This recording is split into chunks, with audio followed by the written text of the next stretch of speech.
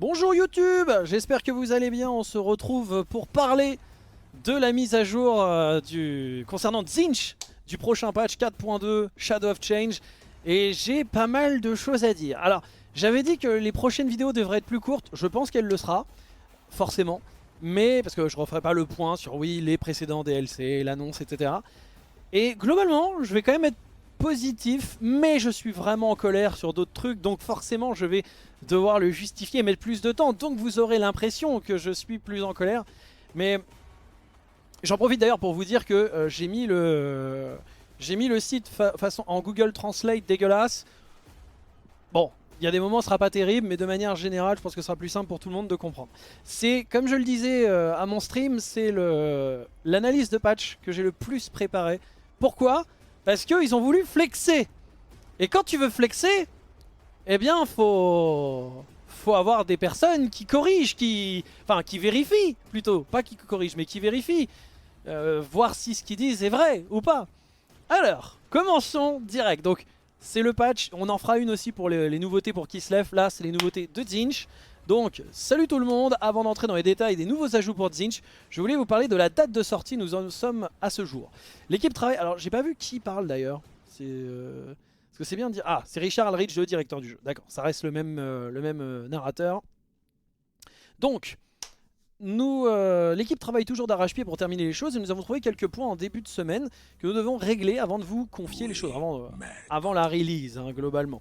Je suis vraiment heureux de dire que l'équipe fait de grands progrès grâce à ces derniers changements et que nous sommes toujours sur la bonne voie pour vous les publier plus tard ce mois-ci.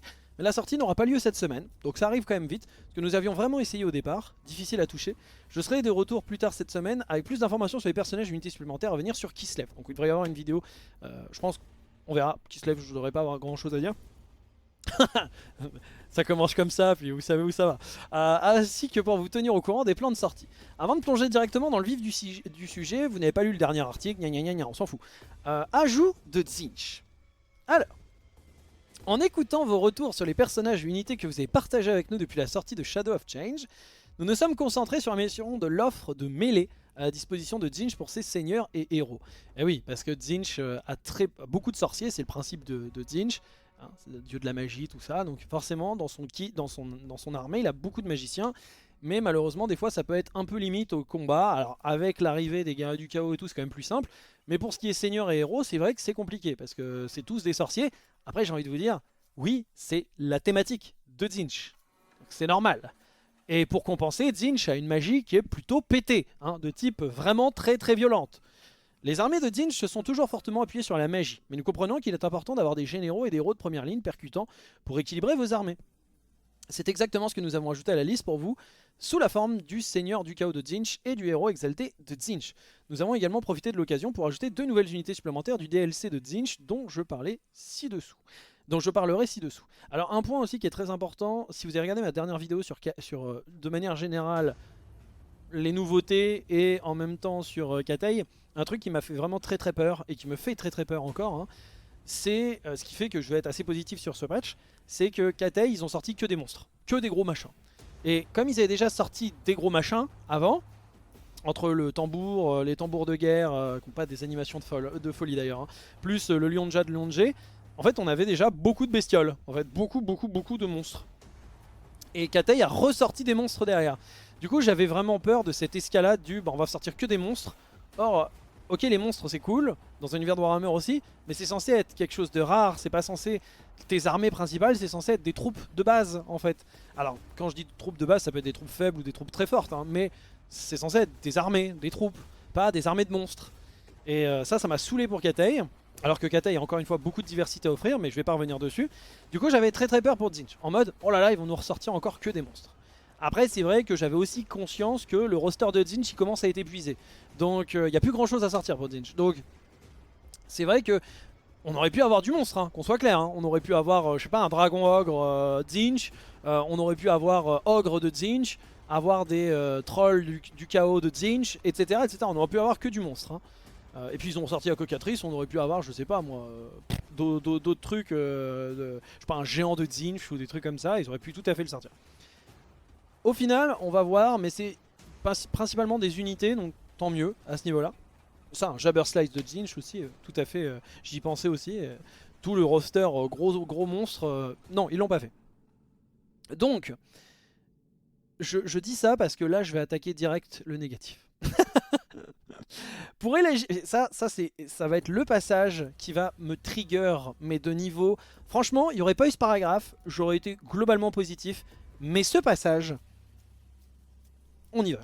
Pour élargir le lien entre Zinch et les Zumbet que nous avions établi avec l'introduction des Zangor dans la version originale du DLC, Zangor qui ont beaucoup fait parler, parce que c'est juste un reskin dégueulasse, nous ajoutons maintenant les Santigors de Zinch. Avoir des Zumbet supplémentaires alignés sur le chaos dans la liste de Zinch est quelque chose que nous avons toujours voulu, afin de représenter au mieux les différentes formes du chaos. Et les Santigors de Zinch auront un punch bestial sur le champ de bataille pour vous. Alors, moi concrètement, j'ai rien contre. Ça nous permet d'avoir des troupes supplémentaires pour Zinch et des troupes supplémentaires pour les joueurs Umbet. C'est cool, ça fait plaisir. C'est vraiment, vraiment très très cool. Le problème, c'est que on a vu à quoi ressemblaient les Zangor et c'est un reskin vraiment honteux. Mais je vais y revenir après.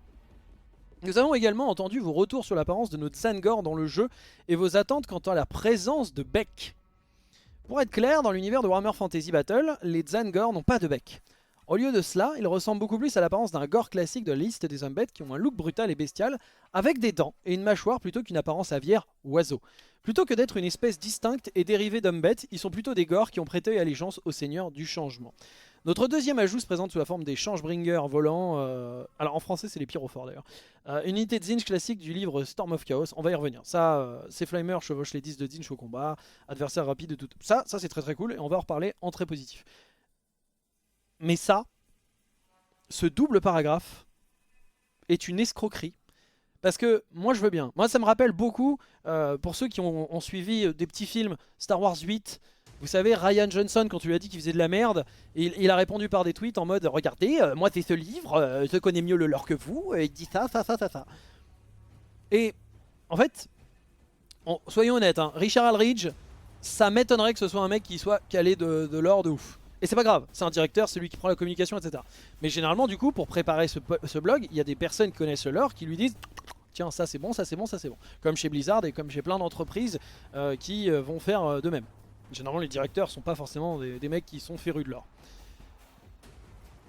Osez dire, parce qu'une des grosses critiques de ce patch, ça a été les Zangor, donc les Zumbet, les Bestigors de Zinch, en disant que, en fait, ce sont juste des gors normaux avec un bouclier et une hache et potentiellement un petit casque qui fait Zinch.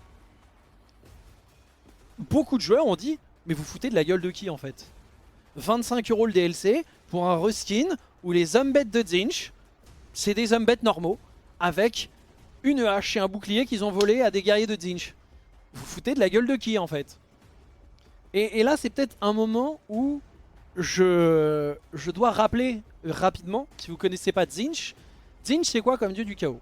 Sur les 4 dieux du chaos, c'est le dieu de la magie, ça on en a parlé, mais c'est aussi le dieu du changement. Comment se métamorphose ce concept qu'est le changement? C'est principalement les mutations notamment. L'idée de Zinch, c'est que rien ne doit être fixe. Tout change en permanence. Et donc les adorateurs de Zinch, c'est ceux qui ont le plus de mutations. Parce que forcément ça change, ça évolue, le corps évolue, etc. Même le corps humain, il évolue. Et au final, alors tous les dieux du chaos mènent des mutations, hein, je tiens à le dire, pensez pas que Korn fait pas de mutation, si, lui aussi. Mais celui qui en donne le plus, c'est Zinch, parce que le changement, et il en fait tout le temps. Donc nous sortir qu'un Zangor, c'est un Umbet, qui est juste un Umbet normal, mais à la marque de Zinch, et que les joueurs qui gueulent parce que les Zangor ont pas de bec, vous êtes un peu des cons et vous connaissez pas bien votre univers. Hein, globalement c'est ça, parce que non, ils ont pas de bec dans Warhammer Fantasy Battle. Alors je vais tout de suite couper court. Le bec, on s'en fout. Concrètement on s'en fout le bec. Je veux dire, moi je m'en bats les couilles qu'il y ait un bec ou pas. S'il n'y a pas de bec, mais à la place on a des mutations, un bras supplémentaire, un œil supplémentaire, 2 têtes, je sais pas, des trucs qui montrent, pas juste, c'est des Zumbet avec des armes bleues. Juste ce sont des Umbet bénis par Tzeentch. Déjà que de base, un Umbet, c'est normalement les Umbet se ressemblent pas parce que bah, ce sont déjà des créatures mutées, donc ils ont des mutations différentes, etc. Alors un Umbet de Tzeentch, c'est presque un pléonasme. C'est un mutant, quoi. Genre, donc il devrait y avoir des trucs, ça devrait partir dans tous les sens. Donc le bec, on s'en fout. Pourquoi le bec revient là? Parce que, on va y revenir, le bec, c'est un truc qui est très demandé par les joueurs parce que bah, quand on a vu le Zangor qu'on nous a proposé, c'était une honte, soyons honnêtes, hein, faut dire les termes. Et les Zangor existent depuis très longtemps dans l'univers de Warhammer Fantasy. Mais il y a un hic.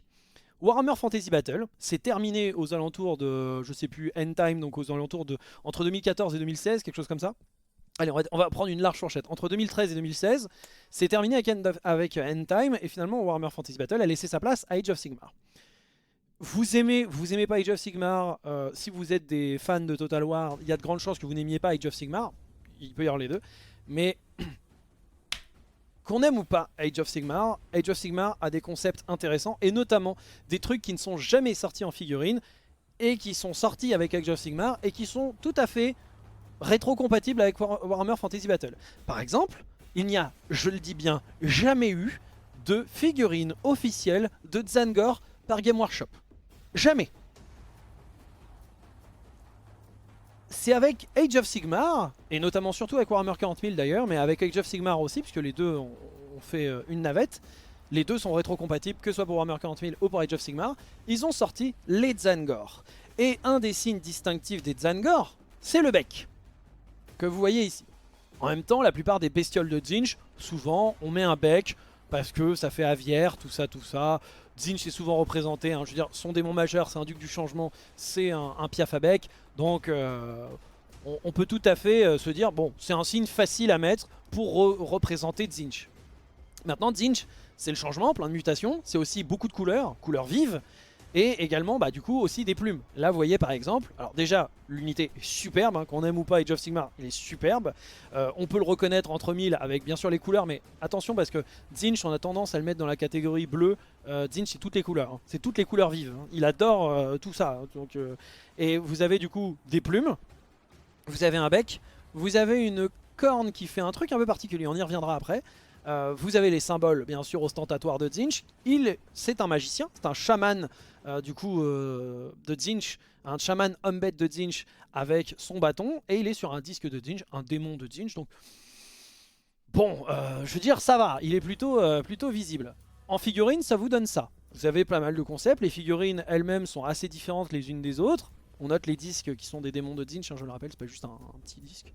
Donc, alors en plus, bon là, dans Age of Sigmar, ils ont fait des archers en soi qui mettent pas d'archers, on s'en bat les couilles, ça, c'est pas un problème. Moi personnellement, celui que j'adore, c'est celui-ci. Pourquoi? Parce que regardez sa tête. Là, on est vraiment dans du Tzeentch à fond. Il y a carrément une deuxième tête qui lui coulisse, là, il y a sa tête qui se split en deux. Ça me rappelle beaucoup le Galrosh, le dragon de Tzeentch, le premier dragon du chaos, qui a aussi sa tête qui s'est fendue en deux. Et ça fait un peu, il y a un petit côté Galrosh, je trouve, sur cette figurine. Donc là vous avez des Zingor. Déjà un truc qui fait que c'est des Zingor, l'épée a le symbole de Tzeentch sur la garde, mais même l'épée elle-même fait un truc un peu incurvé comme le symbole de Tzeentch. Les boucliers sont très Tzeentchiens. Pour préparer cette vidéo, je me suis refait le modèle des Zangor. Alors là vous allez me dire, bah, on aimerait bien le voir. J'ai fait plein de vidéos dessus, je ne vais pas revenir dessus. Les Zangor, leur bouclier, il n'y a rien. Genre, le bouclier en lui-même, le modèle est pas dégueu, mais il n'y a rien dessus. Il n'y a pas de symbole de Tzeentch, il n'y a pas de... C'est vide. Du coup, après ce qui est bien, c'est que ça s'adapte à la couleur de ton armée, ça c'est cool. Mais genre, on n'est pas du tout sur ça en fait. On n'est pas du tout sur ça. Et là, normalement, il y a des personnes qui arrivent et qui vont dire, oui, mais comme a dit Michel, ça c'est du Age of Sigmar, c'est pas du Warhammer Fantasy Battle. Je répète, Warhammer Fantasy Battle n'a jamais eu de figurines. Et Age of Sigmar et Warhammer 40 000 n'ont fait que sortir un concept qui existe depuis très longtemps et l'ont enfin matérialisé. Et vous savez quoi? Eh bien, il y a un article qui est sorti en 2021, 5 février 2021. Je l'ai aussi Google Translate, donc s'il y a des termes... Donc un article officiel, hein, Warhammer. Donc Game Workshop, tout ça, tout ça. L'évolution des Umbet. Très bon article en plus qui nous permet de nous reprendre un petit peu l'histoire des Umbet. avec l'histoire plutôt leur sortie en fait, d'édition en édition. Avec la libération imminente des Zédonites de Slaanesh, donc c'était pour la sortie des Umbeds de Slaanesh, les Slangor, pour Slaanesh, hein. Un nouveau type d'Umbet est sur le point de se déchaîner sur les royaumes mortels. Le Slangor, aux membres griffus, aujourd'hui, nous examinons l'histoire des bêtes du chaos et comment ils sont passés de simples guerriers à tête de chèvre à la grande variété de créatures que nous connaissons. Là vous allez me dire, ok c'est du Age of Sigmar. Oui, laissez-moi. Origine, les Umbeds font partie des mondes de Warhammer, depuis leur création, pour Warhammer Battle et 40 000. Dans le monde qui fut, donc ça le monde qui fut c'est Warhammer Fantasy, ils étaient à l'origine des hommes tordus par le pouvoir du chaos, maudits ou bénis selon votre point de vue, sous l'aspect d'animaux, le plus souvent des chèvres.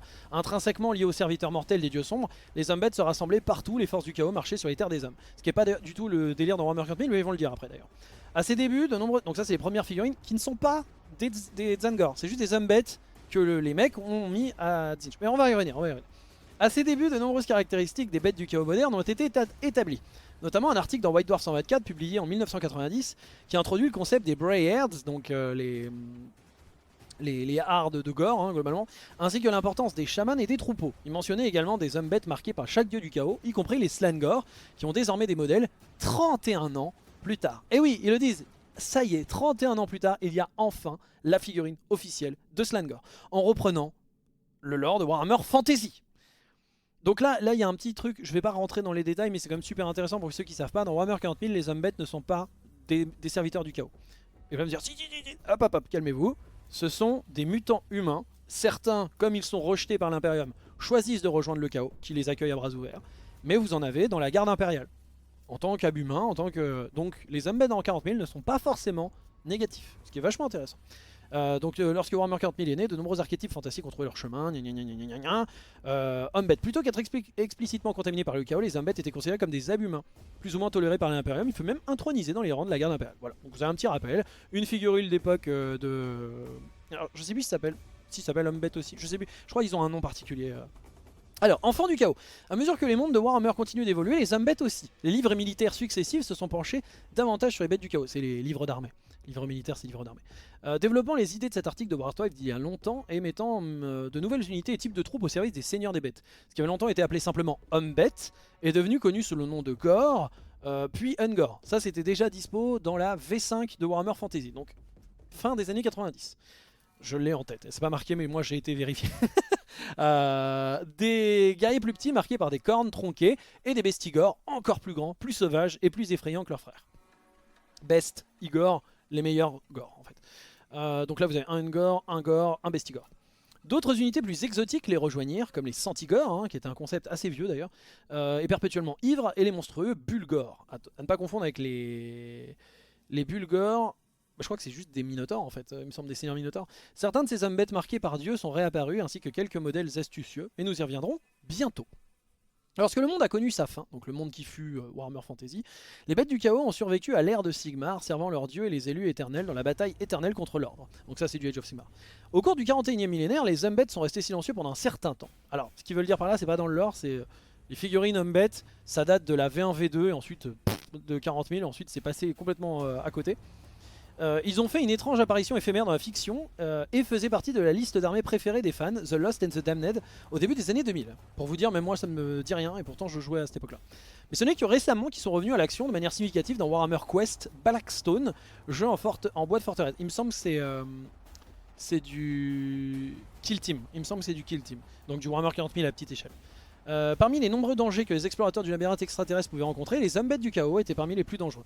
Et préciser Umbeds du chaos dans 40 000 c'est important, parce que, comme je l'ai dit, c'est pas forcément du chaos. Les fans de Horus Heresy ont également remarqué l'apparition d'Umbeds dans la série, notamment Siège de Terra, tout ça. Donc là c'est des Umbeds de 40 000. Un autre Umbed dressa ses cornes dans le sous-monde de Necromunda. Gore Alfhorn est un chasseur de primes redouté par tous ceux qui ont croisé son chemin. Enfin par les rares qui ont survécu, il a même obtenu son propre drame audio Black Library. Donc ça pour le coup, normalement c'est pas un mec du chaos, c'est juste un abhumain de Necromunda Umbed. Et d'ailleurs il a de l'équipement qui fait très impérial. J'ai même l'impression qu'il y a un double Aquila là, je sais pas. Élu des dieux. Ah, ça c'est important. Maintenant, qu'en est-il des Umbeds marqués par les dieux? mentionné pour la première fois dans cet article fondateur de White Dwarf. Ils ont mis beaucoup de temps à arriver sur la table. Et oui, on est sur début des années 90. Il a fallu attendre le début des années 2000, donc plus de 10 ans, pour avoir les premières figurines hommes-bêtes marquées par un dieu. Et pas toutes. Les premiers étant arrivés au début des années 2000 sous la forme de Korngor, alimentés par la rage, et Pestigor, propageant la pourriture. Pestigor, Korngor, gardez-les en tête, ce seront probablement ceux qui arriveront pour les DLC KO, Nurgle et peut-être Throne of Decay, mais pas sûr, hein, ça peut être un autre DLC encore plus tard. Et également du coup les Korngor pour le DLC Korn, évidemment. Donc ces deux-là ont eu des figurines officielles, et vous voyez elles sont quand même particulières. Notamment les Pestigors ont vraiment le marquage de leur dieu, hein. Bon, ça c'est pas forcément le signe que je préfère le plus, mais le gros bidon. Mais surtout là ils ont une corne un peu qui part en couille. Enfin ils ont le marquage, ils ont à moitié en décomposition et tout, qui fait un peu mort-vivant homme-bête. Donc ils ont des... Et je peux vous garantir que ayant les figurines en tête, toutes étaient très stylées d'ailleurs. Et pour les Korngor, vous voyez des cornes énormément... Enfin là c'est une corne, hein, ça c'est une corne qui part dans tous les sens. Deux cornes vers le haut, deux grosses haches, une énorme cotte de mailles, des crânes partout. Bon, clairement on voit que c'est du corne. Et encore, je trouve que les Pestigors étaient plus originaux que les Korngor. Les Korngor là honnêtement, il y avait moyen de faire plus je pense. Mais ce sont des figurines officielles. Quelques temps plus tard, le changeur des voix s'est lancé dans l'action des hommes-bêtes, également dans un jeu Warhammer Quest. Les Tzaangor attendaient les aventuriers dans la Silver Tower, donc la tour d'argent, et ne tardèrent pas à se diriger vers les champs de bataille des royaumes mortels et du 41e millénaire. Quelques temps plus tard, c'est 10 ans de plus, hein. On est sur les années 2010, je sais même pas quelle année, 2010, et c'est plutôt vers 2020 au final, hein. On est sur du 2018 ou 2019, un truc comme ça. Là, j'ai pas fait mes devoirs là-dessus, je sais plus exactement quand sont sortis les Tzaangor pour la première fois, mais c'est assez tardif. Puisqu'ils n'ont pas connu Warhammer Fantasy, c'est normalement après 2016, un truc comme ça. Donc les Tzaangor sont sortis pour la première fois. Et là vous noterez qu'ils ne sont pas du tout... Il n'y a pas de rupture. Les premiers Zumbet marqués par les dieux, c'est deux-là. Ensuite, les Zumbet de Tzeentch, c'est ceux-là. Il n'y a pas de oui, alors dans Age of Sigmar c'est différent, c'est pas comme dans Warhammer Fantasy. Cela laisse donc derrière les Slangor. Le récent jeu en boîte de Warhammer Underworlds, Dire Chasm, nous a donné un premier aperçu de ses serviteurs de la démesure sous la forme du franchement terrifiant Slake Slash. Cette griffe est une matière à cauchemar. Bon, voilà. Donc les Slangor. D'ailleurs les Slangor sont censés avoir un pelage blanc. Là ils n'ont pas de pelage du tout, ce qui n'est pas déconnant non plus, mais... Slake Slash n'était que le signe encore des Zumbet à venir. Bientôt vous verrez des Slangor Finnblood dans les armées des Zénonites de Slaanesh, partout apportant leur vitesse, leur fureur et leurs horribles griffes sur les ennemis du chaos. Et comment ça a été vendu cet article? Avec cette miniature qui vous montre quoi? Les 4 figurines officielles pour leur dieu. Slangor, Korngor, Tzaangor, Korngor, Slangor, Pestigor. Et merci, on me confirme que c'est bien 2016 les Tzaangor d'Age of Sigmar, donc ils sont sortis assez vite au début d'Age of Sigmar. Donc ça se trouve c'était même un plan arrêté pour Endtime qui est pas parti. Mais bon, ça c'est de la conjoncture. Conjecture, plutôt de la conjecture. Du coup, tout ça pour dire quoi? Cet article nous présente pas en mode, alors ça c'est du Age of Sigmar, ça c'est du Fantasy. Il nous montre bien que non, tout ça, ce sont les dieux marqués à l'effigie de... les Zumbet marqués par leurs dieux respectifs. Donc, le coup de... Ouais, TKT, moi je m'y connais, machin... Article officiel, je le répète. Article officiel qui nous présente que c'est comme ça que sont les Tzaangor. Point barre. Alors... Je sais que peut-être certains d'entre vous seront pas convaincus. Alors déjà, si vous n'êtes pas convaincus avec ça, c'est quand même énorme. Mais j'ai prévu d'autres choses. Alors j'en profite aussi pour remontrer cette figurine que je trouve superbe. Vraiment le chaman, trop beau, putain. Genre si on avait eu ça, et j'en reparlerai plus tard, je vais le mettre plus loin. Du coup, un truc qui est très drôle aussi, parce que je sais pas si vous avez vu, mais ils ont montré les premières figurines dans l'histoire, c'est celle-là. Ça, c'est fin des années 80, début des années 90. On n'est même pas sur la V4, puisque j'ai le livre KO V4. Donc on doit être sur du V3, voire VK, enfin on doit être sur de la V3 Warhammer Fantasy Battle. C'est fin des années 80, début des années 90. Donc on est sur du très très vieux. Hein.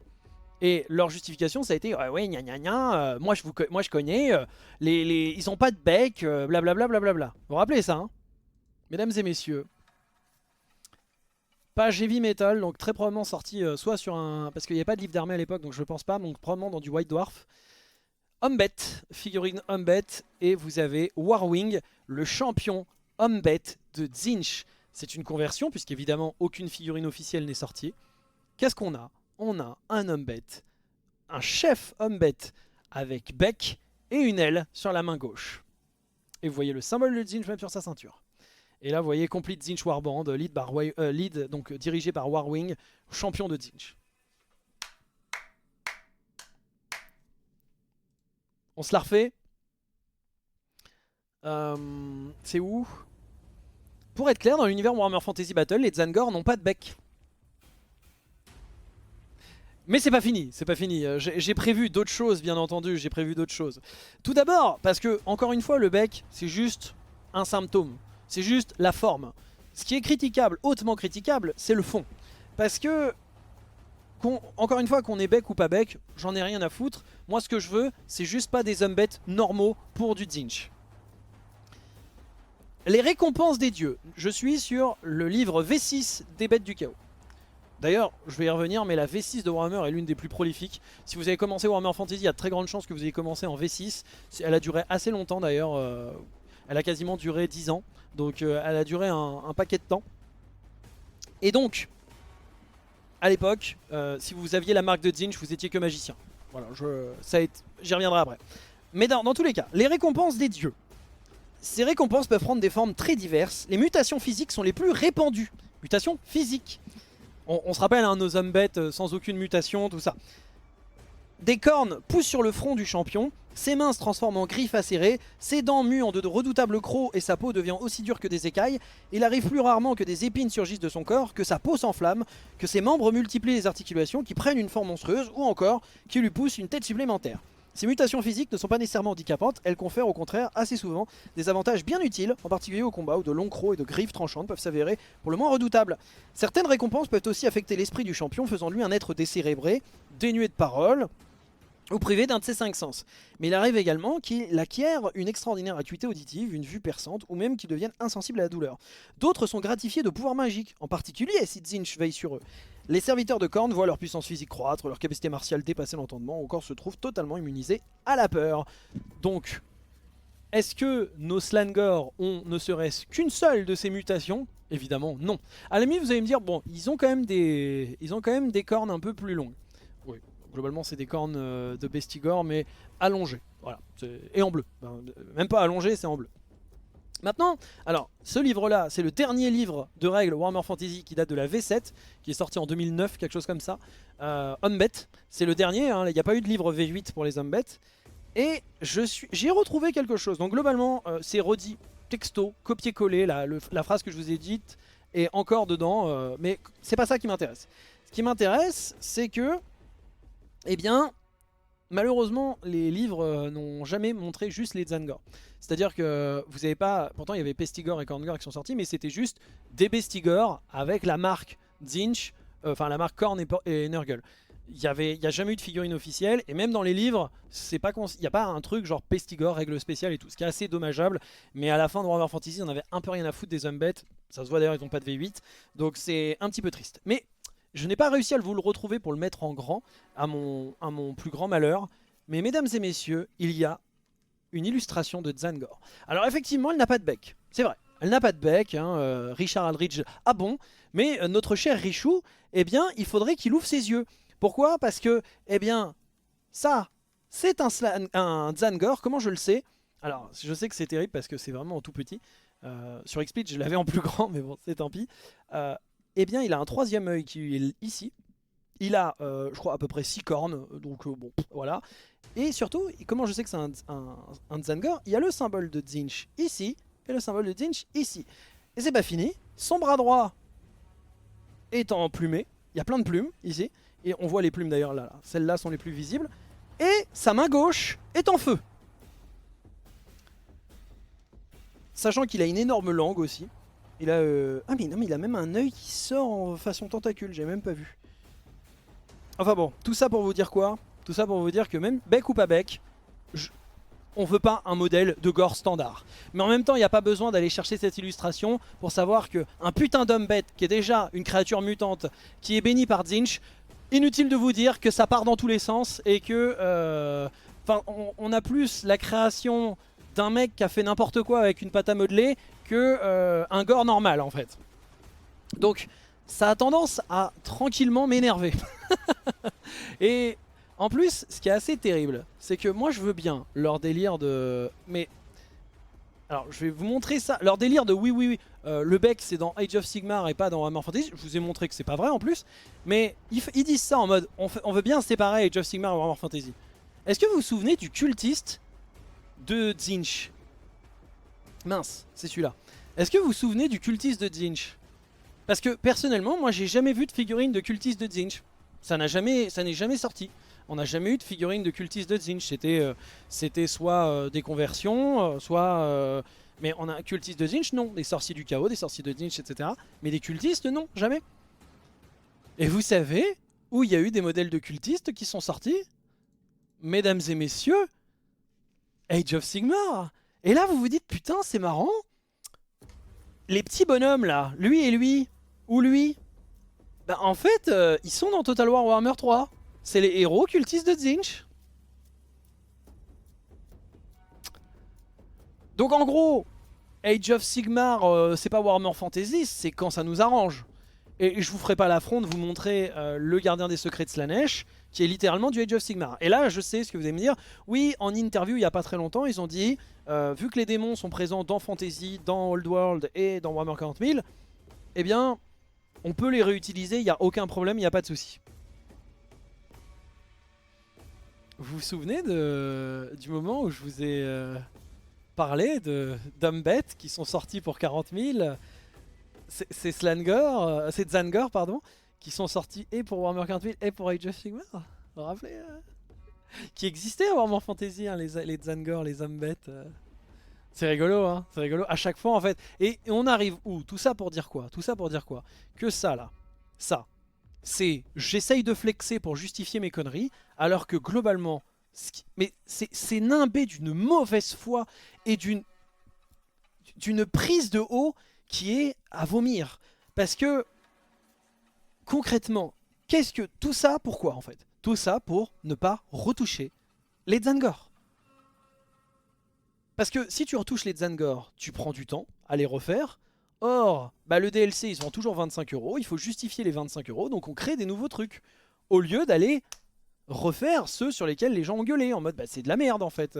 25 € pour avoir des hommes bêtes normaux avec une hache et un bouclier qui sont repompés des guerriers de Tzeentch. Pas fou quoi, pas fou. Et ils vont te sortir un point lore pour dire oui c'est bon, c'est ce qu'on fait. Non, vous ne savez rien du tout. Et faut que je ressorte... Alors j'avais ça, j'avais gardé une autre image, voilà celle-ci. Celle-ci, c'est une autre source. Une autre source qui est très intéressante et qui vient de la version 3 du JDR de Warhammer Fantasy Battle qui du coup est sorti en 2010 si je ne dis pas de bêtises, donc toujours sous Warhammer Fantasy. Donc je vais vous le traduire. Les hommes bêtes sont des créatures de pur chaos et ils peuvent être exaltés par les 4 puissances de la ruine de manière équivalente. Cependant, parfois... alors Shigor, bon ça on passe, mais globalement un homme bête peut être justement choisi par le Changer of Ways. Donc vous vous rappelez hein, le passage Changer of Ways qu'ils ont copié-collé hein, c'est où je sais plus exactement, mais ils repompent le truc comme il faut. Ils repompent la formule, donc le changeur de voix quoi globalement, avec une fourrure qui porte les stigmates de la marque de Tzeentch, des cornes formant le symbole du dieu, donc vous savez le petit rond avec la corne qui part en incurvé comme on l'a montré tout à l'heure. Ces créatures sont connues comme les Tzaangor et sont craintes et respectées parmi les leurs. Donc les règles spéciales des Tzaangor, et ce qui est très drôle, c'est que l'image représentant, qui est juste en dessous, c'est un personnage avec un bec. Alors, je vais être totalement de bonne foi, ce n'est pas un Zangor ce que vous avez sous les yeux. Mais ils se sont servis de cette illustration pour représenter les Zangor. Mais ce n'est pas un Zangor, puisque ça c'est Melek le Changeur, c'est sa figurine de sorcier de Tzeentch, de champion de Tzeentch, à pied, qui avait cette tête là et qui a été illustrée. Vous avez un artwork similaire pour Warhammer Online. Donc ce n'est pas un Zangor, mais ce qui est très drôle c'est que cet artwork a été utilisé pour illustrer un Zangor. Et du coup, il y a un bec. On y est, on finit jamais, hein, on finit jamais.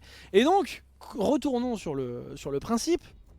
Donc, tout ça pour dire que c'est fait d'une mauvaise foi et pour justifier, enfin franchement, et là on revient sur le bec, parce qu'on pourrait dire, bon le bec, encore une fois c'est juste, on aurait pu ne pas prendre de bec, juste mettre un troisième, surtout qu'un troisième œil, bon ça va, c'est pas très compliqué à faire pour eux, un bras qui pousse au-dessus, je sais pas, des trucs comme ça pour montrer le marque. En plus ils ont déjà des assets à utiliser avec les enfants du chaos, mais non. Ils préfèrent faire les malins en mode bah non, un homme bête ça a pas de bec. Je viens de vous montrer deux exemples que bah si. Et ce qui est très drôle derrière, c'est que en fait le bec, pourquoi au contraire un bec ça aurait été simple? Mais parce que justement c'est facile à faire un bec. Tu veux une marque simple, plutôt que de mettre deux têtes, un troisième bras, des machins, etc. Tu rajoutes juste un bec, ça te fait une mutation propre à Tzeentch, ça aurait été déjà très très léger. Mais en fait le bec c'était pas un ennemi pour eux, c'était plus un ami pour leur montrer que bah, on demande pas grand chose, on demande juste qu'ils aient la marque de Tzeentch. Quoi de mieux que mettre un bec? On demande pas des milliards de trucs. Et pourtant Tzeentch, le simple fait que ce soit le dieu des mutations, etc. Les figurines devraient être tellement différentes les unes des autres. Donc vouloir faire la bagarre du bec alors que ça aurait dû être leur meilleur allié, c'est quand même... Moi, rien que ça, je suis déjà purement énervé quand je vois ce blog. Hein. Et on va voir, peut-être que derrière, bon c'est pas grave, ils ont pas voulu refaire les Zangor pour essayer de faire des trucs plus quali. Voilà, les équipes ont été bossées sur d'autres trucs. Concrètement, je vais vous faire un résumé très vite. Le travail fait à la fin, c'est un truc de flemmard. Un truc de feignasse, vraiment. Il y a du très bon résultat, il y a des unités qui étaient attendues, donc tant mieux, je suis assez content d'ailleurs, on va en reparler pour Storm of Chaos. Mais c'est pas ça qui leur a demandé beaucoup de temps. Hein. Tzeentch, ça a été économie de temps parce que clairement, c'est pas fifou. Alors on va commencer par Seigneur du Chaos de Tzeentch. Mais après moi, encore une fois, contrairement à Katai, ce qui est cool c'est que pas de monstres. Et surtout c'est des unités qu'on pouvait attendre, donc c'est normal qu'elles sortent. Il y a des reskins qui sont propres, des reskins qui sont moins propres. En commençons par le Seigneur de Tzeentch. Très très belle unité, hein, le Seigneur de Tzeentch, il est magnifique.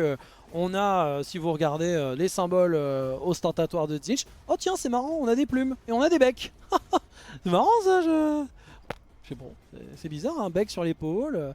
D'ailleurs, je pense que l'un des travaux préparatoires pour celui-ci a été l'élu de Tzeentch qui était utilisé pour Warhammer Online, avec des super concept art Warhammer Online. Et puis vu que Tzeentch était central, il y a eu beaucoup de trucs pour Tzeentch. Donc après avoir créé une variété de personnages et d'unités marquées par la sortie du champion du chaos, pour les guerriers du chaos, nous voulions vraiment revenir et étoffer certains des acteurs manquants, donnant les options nécessaires pour créer l'armée du chaos ultime qu'on a toujours voulu. Ainsi, comme les unités mentionnées, le seigneur du chaos de Tzeentch sera disponible pour les races Tzeentch et guerriers du chaos. Donc ça permet de mettre plus de guerriers de Tzeentch en soi, ça permet d'avoir plus d'unités de Tzeentch, c'est super cool. J'en profite pour faire un rappel. Parce que ce truc est magnifique, hein. Le bouclier est superbe, les casques sont très très beaux. On dirait un peu des casques de cornes, mais en vrai ils sont très très beaux. Et encore une fois ça ressemble aux élus de Warhammer Online, mais très très beau, avec le symbole de Tzeentch et tout, symbole de Tzeentch sur les épaulettes. Mais vous savez qu'il y a quand même un petit truc... Bon, le gameplay, il y a des choses intéressantes. Ils peuvent booster les boucliers et tout, donc ça c'est très très cool. Mais je tiens juste à réutiliser notamment le livre V6, c'est un point de détail. Mais quand... c'est important que je revienne dessus, j'avais fait une vidéo de critique sur le DLC du chaos et globalement j'avais dit c'est quand même très bon, vous pouvez y aller, surtout que le DLC est à 15 €. Honnêtement il vaut le coup même s'il y a des choses qui sont vraiment pas terribles. Je vous invite à aller le revoir, notamment pour Tzeentch où j'avais dit que c'était une enculerie. Que Tzeentch s'était fait... Enfin c'était fait chier dessus. Globalement les guerriers de cornes ont été totalement refaits pour Total War Warhammer 3. On a eu un reskin pour Nurgle et Slaanesh, mais ils sont très beaux. Et pour Tzeentch, les guerriers de Tzeentch, c'est juste des guerriers du chaos normaux, chaos universel, avec une peinture chrome et bleue sur eux, c'était une honte. C'était une honte. Ils ont sacrifié clairement les unités de Tzeentch, et c'est pas la première fois. Donc en plus tu rajoutes les Slangor, sympa, et là tu te dis, bon les seigneurs c'est cool, enfin ils ont un vrai truc. Bah vous savez quoi? Moi-même le reskin est tellement bien fait que je l'ai pas vu. Mais en fait quand on met la loupe dessus, hey, en fait on voit qu'il y a des choses. Alors, vous allez me dire, non, machin. Mais c'est vrai que le casque fait corne. Mais au final, si vous regardez, le casque, c'est justement ce qui diffère. Donc ça, c'est l'art du seigneur de corne, qui est magnifique au demeurant. Superbe, hein, le seigneur de corne. Donc c'est pas étonnant qu'à la fin, on se dise que c'est superbe. Je vais vous inviter, mesdames et messieurs, à regarder cette épaulette. Notez les symboles. On a une espèce de grosse flèche qui descend, un truc qui fait une sorte de T, et on a un arc de cercle avec 3 flèches qui part. Oh bah ça alors! Le T, l'arc de cercle, les 3 flèches qui partent. Bon, ils ont peut-être utilisé les épaulettes comme base. Si derrière il y a des nouvelles choses, ok, on leur tiendra par rigueur. Le torse du coup, une sorte d'épée qui descend avec 2 flèches sur le côté et plein de petits barreaux. Oh bah ça alors! Oh c'est pareil! Bon, il a de la fourrure, corne, tout ça, ça fait un peu... Ah, c'est pareil, mais avec des plumes bleues. La ceinture. Ceinture, un crâne de chaque côté, corne hein, forcément, des crânes, tout ça. On a 2 dagues avec des manches à crâne, et on a une espèce de jambière avec plein de petites dents là, ici, et on a une espèce de... on va dire un arc avec 3 flèches. On a les pics, on a l'arc de cercle avec les 3 flèches, ceinture avec 2 crânes sur le côté, 2 dagues avec le manche crâne.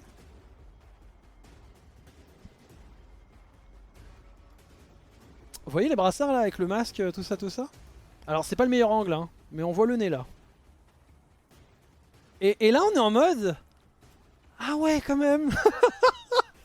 Ah ouais, rien ne se perd, tout se transforme, hein. Lavoisier fait partie de l'équipe de développement. Donc au moins, ce qui est bien fait, c'est qu'ils ont très bien refait le casque. Le casque est superbe. Ils ont au moins mis des plumes dans les trucs et ils ont refait le bouclier et j'imagine la lance, l'espèce de hallebarde, j'imagine. Mais c'est quand même quelque chose. Hein. C'est quand même quelque chose. Alors ce qui est bien, c'est que comme ils ont mis des artworks en tout petit ou en prise de vue, bah, on voit pas grand chose. Ah regardez, on a le masque ici. Regardez, hop. Vous voyez le masque là, hop, on l'a ici. Ils ont retravaillé l'épaulette aussi, le haut de l'épaulette, on dirait une espèce de tête de duc de changement. Donc par exemple ça en fait moi c'est ce que j'aurais voulu pour les Tzaangor. Bien sûr ils peuvent pas tout refaire avec un nouveau squelette etc. Mais au moins mettre des signes qui font Tzeentch. Donc lui je suis prêt à passer l'éponge, en vrai ça va, ils ont quand même... Puis le squelette de base est beau aussi donc forcément ça joue. Moi j'ai pas tout de suite fait gaffe parce que Korn bah, c'est assez récent donc j'ai pas fait autant gaffe. Mais... c'est sûr que quand tu prends un squelette qui date de Total War Warhammer 1 que sont les Zombies, ton squelette de base est pas dingue quoi. Donc, mais je rappelle que les guerriers de Khorne ont eu un tout nouveau design, squelette, etc. pour Total War Warhammer 3. Hein. Ce qui n'est pas le cas des guerriers de Tzeentch. Parce que Tzeentch se fait vraiment entuber du début à la fin. Hein. Mais du coup, ok, bon, en soi. Alors ça j'imagine que c'est sa hallebarde. Et je crois que c'est la hallebarde des élus de Tzeentch d'ailleurs. Peut-être qu'elle a pas été... Bon je sais pas. Allez, on va dire que c'est nouveau. Donc les trucs sont assez sympas, ils pourraient être sur un disque de Tzeentch aussi, donc ça c'est cool. Les talents ont l'air sympas, les talents vraiment ont l'air sympas, je vais passer dessus mais ça a l'air vraiment très sympa. Notamment le fait de dire, bah en fait même un seigneur de Tzeentch a quand même un contrôle sur les pouvoirs magiques, notamment avec le bouclier, je trouve que c'est une très bonne idée. Parce que en V6 ça a été retcon après, j'avais fait des recherches parce que moi ça m'a choqué, ça a choqué personne. Mais rappelez-vous que quand le DLC Rework des Guerriers du Chaos est sorti à 15 €, vous aviez, évidemment, vous allez me dire c'est logique, Khorne n'a pas accès aux sorciers. Donc quand vous faites un guerrier du chaos universel, soit un seigneur ou un héros, vous pouvez le marquer pour Khorne, soit en seigneur ou un héros. Pour Tzeentch, c'était l'inverse, il n'a pas de combattant, mais à la place, il a un sorcier en héros, un sorcier en seigneur. Et à l'époque, on pouvait se dire, est-ce que c'est une volonté directe ou est-ce que c'est un respect du lore? Parce que techniquement, effectivement, alors ça a été retcon en partie, mais la V6, si vous étiez marqué par Tzeentch en tant que héros ou seigneur, vous étiez forcément un sorcier. Vous ne pouviez pas être un guerrier. Et d'ailleurs, commencez à faire la liste des persos connus de Tzeentch en dehors d'Aekold, et c'est du très vieux, V4, V5, en dehors d'Aekold, Elbras, tous sont des sorciers. Village est un sorcier, Melek est un sorcier, etc. Egrim Van Horstman, sorcier, tous des sorciers. Le seul qui n'est pas un sorcier, c'est Aekold, qui est un guerrier utilisant, utilisant des objets magiques. Du coup, j'aime bien quand même les talents qui ont été accordés. Mais au final, on aurait pu se dire, bon bah en fait c'était un choix de l'or de juste pas de guerrier pour Tzeentch. Et à l'inverse, et ça faut pas l'oublier, c'était une des grosses dingueries de ce DLC, c'est que pour Nurgle et pour Slaanesh qui pouvaient faire et guerrier et sorcier, eh bien ils ont coupé, c'est-à-dire que Nurgle a accès au seigneur sorcier Nurgle, mais il ne peut pas faire de héros sorcier Nurgle. Et à l'inverse, il ne peut pas faire de seigneur combattant Nurgle. Donc il est obligé de faire un sorcier s'il veut être marqué par Nurgle. Par contre, les héros sont uniquement héros combattants Nurgle. Il ne peut pas faire de héros sorcier. Et Slaanesh c'est l'inverse. Il ne peut pas faire de seigneur sorcier, mais il peut faire des seigneurs combattants. Mais il ne peut pas faire de héros combattants de Slaanesh, c'est que des héros sorciers. Ce qui était une douille intersidérale. Ça va probablement changer avec Throne of Decay, etc. Mais c'était déjà une douille de fou à l'époque. Donc au final, c'est un peu un rattrapage du DLC en sortant un seigneur, etc. Alors moi je suis pas contre, hein. Concrètement je suis pas contre, mais encore une fois ça fait un peu feignasse quoi. Alors qu'un truc qui aurait pu être fait, eux qui sont tellement contents avec de l'homme bête, ils sont très très fiers hein, de dire oui on a voulu mettre plus de trucs comme bête, machin. Vous savez quoi alors je parle pas de l'apparence, hein, mais vous savez, merde, je l'ai perdu, il est où? Il est où? Ah il est là. Vous savez, un héros, un chaman de Bray Tzeentch, un seigneur homme-bête sorcier de Tzeentch, serait bien passé. Alors pas forcément avec le bec, etc. Mais ça aurait même été un justificatif pour designer un peu plus le truc. Et en travaillant sur ce truc-là, ils auraient pu récupérer quelques assets pour les mettre au Slangor, au Zangor, pour que tout le monde soit content. Ils auraient pu faire ça. Après vous allez me dire, oui mais le problème c'est que, de ce qu'ils disent dans la liste, c'est que Tzeentch il a déjà des sorciers et il a pas de combattants. Ouais. Ça fait partie du cadre de Tzeentch on va dire, hein, mais bon. Ok. Ensuite, nous avons le héros exalté de Tzeentch. Donc pareil, combattant. Et là, ça flex encore. Là, ça flex beaucoup. Lorsque nous avons commencé à chercher un modèle approprié pour représenter au mieux ce personnage, nous savions que nous voulions faire quelque chose d'un peu différent et spécial. Nous sommes donc remontés très loin dans les archives de Warhammer en regardant les différentes représentations que les champions de Tzeentch ont prises. Ayant besoin d'être un personnage axé sur la mêlée, un modèle s'est vraiment démarqué.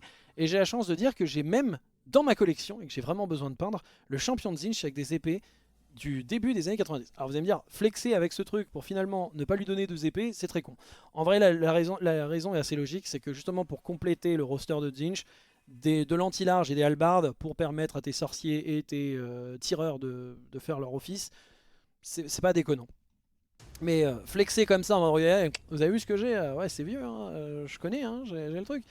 Bon, globalement, bon là c'est...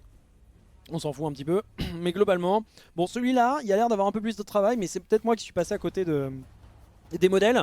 Clairement, on a réutilisé du squelette de Village. La hallebarde, c'est du héros de Tzeentch. Excusez-moi, j'ai ma voix qui est en train de partir. Donc la hallebarde c'est un reskin complet, c'est les guerriers de Tzeentch. C'est du guerrier de Tzeentch. La première fois que ça m'arrive. Et donc, globalement, on a récupéré du Village, mais si je dis pas de bêtises, l'épaulette de droite, c'est du Hammerson, là, je sais pas quoi, là. Donc en soi, après ça a été refait, ça a été repatché, etc. Ils ont fait plein de mélanges, donc c'est un reskin qu'on a envie de dire qui marche bien. Les 3 têtes pour du Tzeentch, là on est déjà avec un seul œil sur le côté, etc. On est beaucoup plus dans ce qu'on peut attendre de Tzeentch. Je trouve que l'hallebarde c'est vraiment abusé d'avoir fait la même. Ils auraient pas pu faire un nouveau modèle de hallebarde. Parce que là j'ai vraiment été regardé, c'est du copier-coller hallebarde de guerrier de Tzeentch. Hein. Donc je trouve ça un peu triste. Mais après sinon le modèle au moins ça a l'air d'avoir été un peu plus travaillé, etc. Donc en soi ok. Et nous avons ensuite, d'un point de vue gameplay, il y a un truc qui est très rigolo, c'est l'opportunisme. Qui marche très très bien sur Tzeentch. C'est un passif à la con, hein, ça sert pas à grand chose, mais quand un seigneur est tué, si vous avez un héros, c'est lui qui devient le commandant de votre armée. Je trouve le principe génial pour du Tzeentch. Ça marche super bien pour la thématique. Parlons des Centigores de Tzeentch. Et là, c'est Ça me rappelle, vous savez, Jurassic Park 2, c'est... non, on a appris de nos erreurs, on va pas refaire... bah non, tu vas en faire de nouvelles. Mais là, c'est même pas de nouvelles, c'est les mêmes. J'ai été retrouver le concept art de Creative Assembly hein, pour le Santigore de Total War Warhammer 1. Parce que ne vous faites pas avoir, hein, ne vous faites pas avoir. On pourrait se dire, ah bah ça va, c'est ok. C'est ok. Mesdames et messieurs, si vous regardez, c'est le même modèle. Parce que moi-même, je m'étais fait avoir, je m'étais dit en regardant ce modèle, je fais ah ils ont pas mis des sabots, ils ont mis des griffes, ils ont mis des plumes. Bon, ça a l'air d'être un peu plus travaillé. La fourrure a un aspect plume. Les griffes étaient déjà présentes. Et si vous regardez, les cornes sont même les mêmes. Cornes comme ça, cornes comme ça, cornes comme ça, cornes comme ça. C'est une dinguerie hein. C'est pareil, c'est les mêmes. Mais encore une fois, ce qui va changer, c'est l'arme. Ça va être le petit bouclier. Au moins, on met le symbole de Tzeentch. Au moins, quand même. Et le pagne qui va avec. Et si, les cornes bleues. Parce que Tzeentch, c'est bleu. Donc, on met un peu de peinture chromée bleue. Et c'est bon, c'est Tzeentch.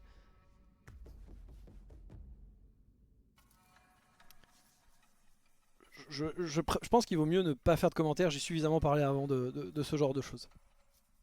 Finissons avec une dernière unité qui est le... Alors ça c'est assez intéressant, c'est un truc qui me fait vraiment très plaisir. C'est... alors clairement d'un point de vue modèle c'est pas compliqué à faire. Hein. D'un point de vue modèle c'est pas compliqué à faire, mais en même temps c'est ce qui remplit le roster. C'est ce qu'on appelle les pyro... Merde, c'est les pyrophores je crois. C'est le terme, c'est les pyrophores en français. J'espère qu'ils garderont cette trad d'ailleurs. Puisque la trad c'est ça, c'est les pyrophores. Mais en anglais c'est les Bringers of Change. Ou les Change Bringers, mais les Bringers of Change je crois. Donc c'est une unité d'incendiaire qui chevauche des disques de Tzeentch. Et si vous cherchez les règles de cette unité, donc là on voit incendiaire sur disque, et qui sera un régiment, parce que vous allez me dire, il y a le char, il y a les incendiaires qui existent, les disques existent, du coup bah, le char de Tzeentch, le char incendiaire existe. Là la différence c'est que ce seront des incendiaires sur les plus petits disques, vous savez les disques des... j'ai oublié le nom, mais la cavalerie d'élus là sur disque de Tzeentch, ce sera ça en fait. Et c'est une unité, ça sort pas de nulle part, c'est du Tempête du Chaos, qui pour beaucoup de gens c'est quelque chose qui a été redcon, mais au final ils ont redcon qu'une partie, ils ont gardé quasiment tout. Et j'en avais déjà parlé dans mes futurs contenus, je disais mais ce qui pourrait arriver pour les futurs des races du 1, des races du 2, des races du 3, c'est le nom des vidéos, hein, allez les voir, n'hésitez pas. Et pour le chaos j'avais parlé du fait que bah, par exemple il y a pas mal d'unités dans Tempête du Chaos qui apportaient ça. Alors c'était très facile à faire parce que l'idée c'était de convertir. Parce que bah, là les modèles existent, hein. Le modèle d'incendiaire il existe déjà, le modèle de disque il existe déjà. Donc à la limite ce qu'on peut attendre c'est qu'il y ait des petites variantes. On voit le concept art, ils ont fait des petites variantes de tête etc. Des variantes de couleurs, super. Mais encore une fois c'est très facile à faire. Mais c'est vrai que pour le roster de Tzeentch bah, c'est un truc qui manquait. Et par exemple on pourrait se dire bah, Malga qu'est-ce qui pourrait sortir par la suite. Ça j'en ai parlé dans le futur du chaos mais j'en profite. Et bien par exemple pour Khorne on pourrait avoir le char de Khorne avec sanguinaire de Khorne chez Juggernaut. Notez cette sanguinaire de Khorne qui était trop belle en V6. Pareil pour la démonette de Slaanesh sur une bestiole qui n'existe pas encore et qui risque de sortir en monstre lors du DLC Tzeentch, puisque c'est pas une bête, c'est un destrier, une monture de Tzeentch spécifique. Et pour le coup ils peuvent prendre l'espèce de serpent en squelette des rois des tombes et prendre en texture les bêtes de Slaanesh, et ça sera facile à faire avec une démonette dessus. On a la bête de Nurgle avec un Michel porte-pèse dessus.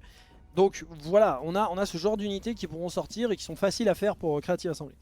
Donc moi je suis très content parce que ça veut dire que le Tempête du Chaos, bah, ça veut dire que encore plus d'unités de Tempête du Chaos peuvent sortir. Donc pour les nains, bah après je vous laisse aller voir un petit peu les vidéos que j'ai faites, hein. Je vais pas être exhaustif là-dessus, on va essayer d'économiser le temps. Mais j'ai beaucoup parlé de ce contenu parce qu'il y a des unités très intéressantes dedans. Donc elle pourrait encore plus voir le jour. Ça met un peu plus d'eau à ce moulin de Tempête du Chaos. C'est un contenu, ils vont faire beaucoup de choses. Et pour les nains ça peut être très sympa notamment. Donc, où est-ce que je vais là-dessus? Par exemple, un truc aussi qui...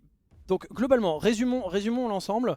En fait, dans toutes les nouvelles unités, ce n'est que du reskin. Ce n'est que du reskin. Une ambition absente. Seigneur de Tzeentch, très bien fait. Pour le coup, le modèle est vraiment re-bien fait et tout, et très stylé. Le héros exalté est très sympa. C'est probablement celui qui a eu le plus de travail, du coup, hein, de tous. Ça, c'est un reskin bleu. Et ça, bon bah c'est pas un reskin, mais c'est on récupère des trucs qui existent déjà et on les emboîte et ça fait une nouvelle unité. Et en soi, encore une fois, c'est un truc de lore et tout, donc c'est normal qu'elle arrive. Il y aurait pu avoir un peu plus de travail, je sais pas, faire un nouveau modèle de disque, un nouveau modèle.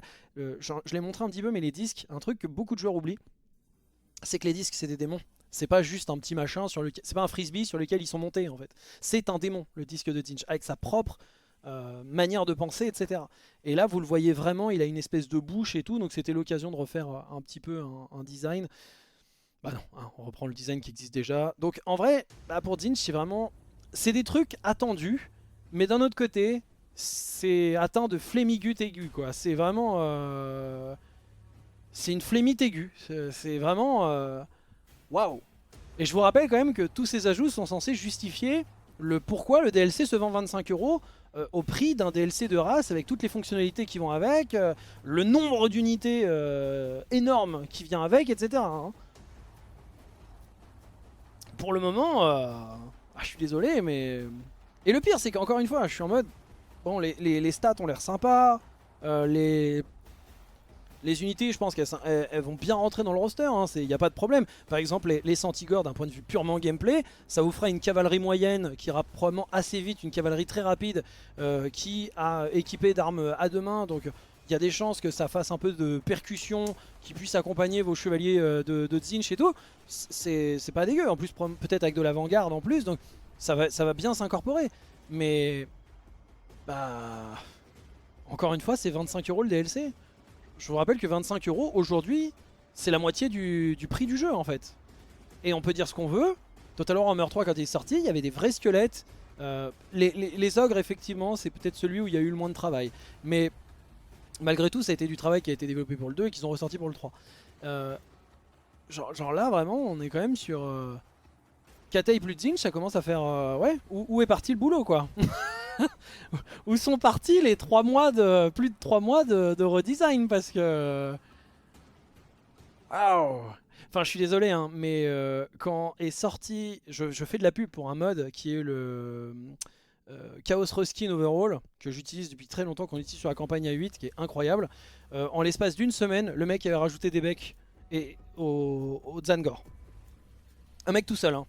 Pas payé, hein. C'est un modeur, il fait ça pour la passion. Et il a mis moins d'une semaine en plus, hein. Je dis une semaine mais c'est pour vraiment prendre le... Enfin, merde quoi. C'est triste, hein. Je trouve ça vraiment triste. Hein. Et pour finir, parce qu'on pourrait dire, bah pour Zinch, on a quasiment bouclé le truc. Encore une fois, c'est du Age of Sigmar, mais c'est pareil. Alors ça, on pourrait dire que c'est un Minotaur. Moi-même, je me suis fait avoir. On m'en a parlé. Je pensais que c'était un Minotaur de Zinch, du coup ça. Et non, ce n'est pas un Minotaur de Zinch. C'est un Ogroïde, donc un ogre de Zinch. J'étais très perturbé. Pour moi, c'est un Minotaur de Zinch, mais... Et vous allez me dire, bon bah c'est du Age of Sigmar, Malga, tout ça, tout ça. Mais en fait, le problème risque de se répéter pour des unités qui existent déjà mais qui n'ont jamais eu de figurines. Les ogres et les trolls marqués par les dieux. Sachant que pour Tamurkhan, on risque d'avoir les ogres de peste, les trolls de peste éventuellement. Bah ça fait peur.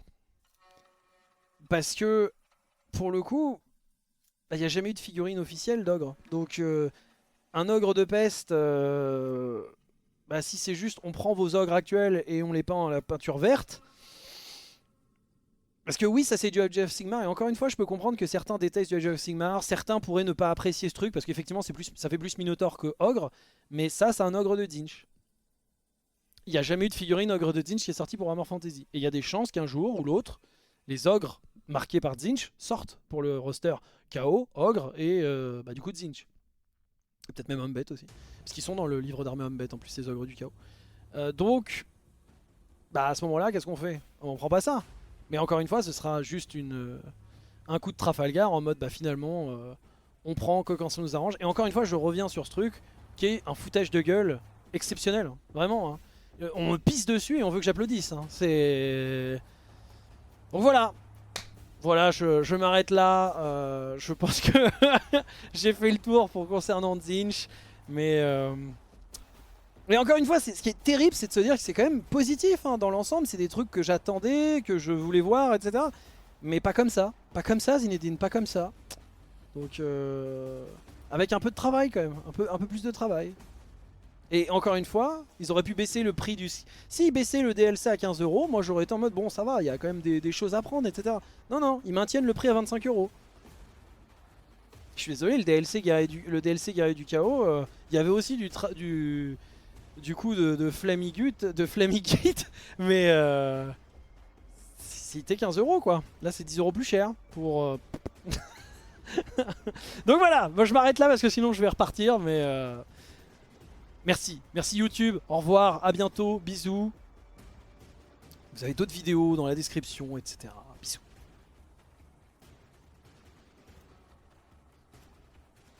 As-tu vu que le concept de Zangor sur Station a un bec? Non. Non. Non. Oh non. Oh non, ils ont pas fait ça. Ils ont pas fait ça.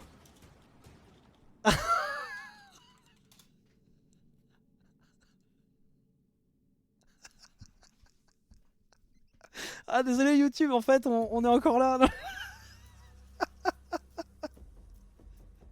Ah Mouni. Ah putain. Ah non mais... Ah mais moi j'ai même pas été vérifier ces trucs parce que je me suis dit bon... je crois... Putain. Non mais on est au summum de la mauvaise foi en fait. On est au summum de la mauvaise foi. Moi j'ai pas été vérifier ça parce que je me suis dit bon s'ils sont droits dans leur botte en mode machin, ils sont de mauvaise foi sur tout le reste mais ils nous ont pas essayé de nous truander là-dessus. Et non, c'est un vrai artwork concept art des Zangor, d'Evgenia et Gorova pour Shadow of Change et ils ont un bec. Ils ont un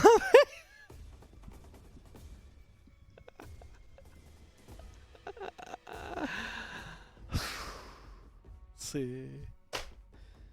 C'est terrible, c'est terrible. Bon, après, personnellement, même avec le bec, moi j'aurais voulu un peu plus. Par exemple, encore une fois, les cornes un peu en symbole Zinch. Ce qui aurait pu être sympa, c'est au moins le bec et au moins la fourrure à l'arrière. Tu fais un effet plume. Tu fais un effet plume sur les... Et, je sais pas, une petite marque de Zinch sur un avant-bras ou un truc comme ça. Allez hop, c'est... Parce que là, vous voyez, regardez les boucliers. Ils sont presque prêts. Vous changez la couleur. Et vous avez vu, il n'y a pas un symbole de Zinch sur les boucliers. Pas un seul. Et même sur les ceintures, etc. Pas un symbole de Zinch. Du coup, c'est que des étoiles du chaos. Vous la remettez en vert, elle est prête à sortir pour les pestigores. Pareil en rouge, pareil prête pour Korngor. Ça, c'est triste. Et encore, le concept art, du coup, est plus créatif puisqu'ils ont mis des becs. Bon, allez, bon. Je m'arrête là. Merci YouTube. Au revoir. Bisous, bisous.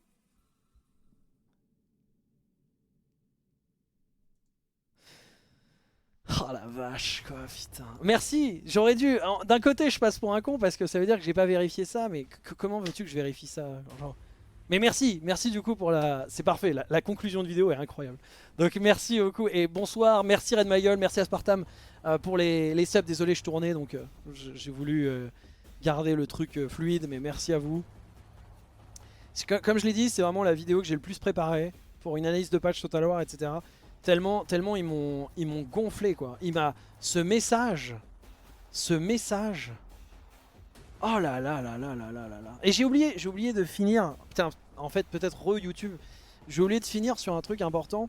En plus, avec l'arrivée d'Old World, il y a de grandes chances que les Umbet, connaissant Game Workshop, on l'a dit avec le blog.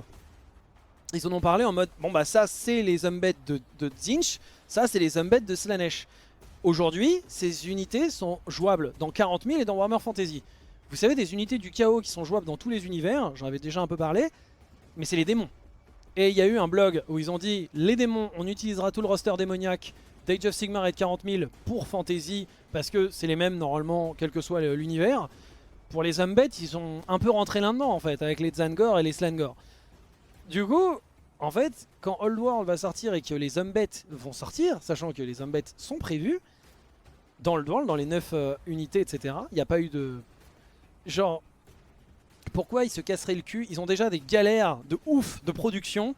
Pourquoi ils iraient refaire des unités? Ce qu'ils pourraient refaire éventuellement, c'est des seigneurs Umbet de Zinch. Ça a été beaucoup ça, hein, si vous avez suivi un peu nos soirées lore avec Gilgak. C'est plus les seigneurs, les unités elles-mêmes restent les mêmes, c'est les seigneurs qui se modifient. Il y aura peut-être des pièces uniques. Mais de manière générale, ils vont pas s'emmerder. Hein. Les moules, ils sont prêts, les figurines sont prêtes, tu peux les vendre plein tarif, les gens les achèteront. Pourquoi ils se casseraient le cul en fait? Pourquoi ils se casseraient le cul? Donc il y a de très grandes chances que quand Old World va sortir, tes Zangor, ce seront eux. Mais je prends le pari, hein, vraiment, on prend les paris, ce sera peut-être dans 2 ans, ce sera peut-être avant, ce sera peut-être plus tard, quand ça va sortir, les Zangor seront jouables. Et là on se rappellera de Michel qui nous dit oh, c'est pas du Warhammer Fantasy, moi je sais, vous savez pas. Hein. Voilà, vraie fin YouTube, merci à vous, bisous bisous. On se dit à